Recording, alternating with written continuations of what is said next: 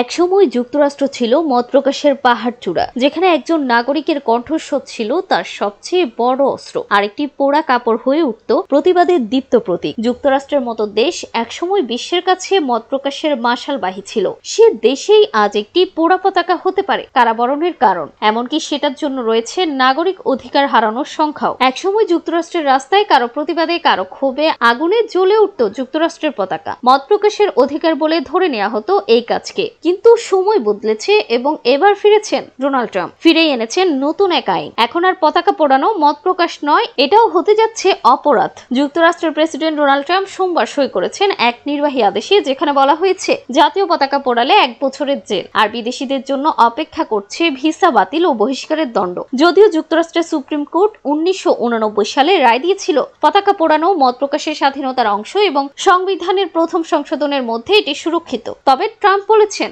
এটা এখন আর শুধু মত প্রকাশ নয়, বরং আইন বিরোধী কার্যক্রমের উস্কানি। নির্বাহী আদেশে সইয়ের পর তিনি বলেন, যদি কেউ পতাকা পোড়ায় তাকে 1 বছরের জন্য জেলে যেতে হবে, কোনো আগাম মুক্তি থাকবে না। তখনই মানুষ এই কাজ করা বন্ধ করবে। আদেশে দাবি করা হয়েছে বিদেশি নাগরিকরা মার্কিন পতাকা পোড়ানোর মাধ্যমে দেশটির মানুষকে ভয় দেখাচ্ছে ও হুমকি দিচ্ছে। এজন্য ভিসা বাতিল ও বহিষ্কার সহ কঠোর শাস্তির হুঁশিয়ারি দেওয়া হয়েছে। যুক্তরাষ্ট্রের সংবিধান ছিল মত প্রকাশের এক অটুট ছায়া। নাগরিকরা দাঁড়াতো সেই ছায়ায়, ভয়হীনভাবে মুখ খুলত, প্রতিবাদ করত, কিন্তু আজ সেই ছায়া যেন আর শীতল নয়, বরং প্রশ্নবিদ্ধ। তাই তো আইন বিশেষজ্ঞরা বলছেন পতাকা পোড়ানো কোনো বড় সমস্যা নয়। কর্নেল বিশ্ববিদ্যালয়ের আইন বিভাগের অধ্যাপক হ্যান্স বলেছেন, ট্রাম্পের দাবি প্রমাণহীন, পতাকা পোড়ানো কোনো বড় সমস্যা নয়, আর ট্রাম্পের এই নির্বাহী আদেশ এটি মূলত সমস্যাহীন জায়গায় সমাধান খোঁজার চেষ্টা। ডোনাল্ড ট্রাম্পের এই নির্বাহী আদেশ ঘিরে যুক্তরাষ্ট্র জুড়ে তোলপাড় শুরু হয়েছে।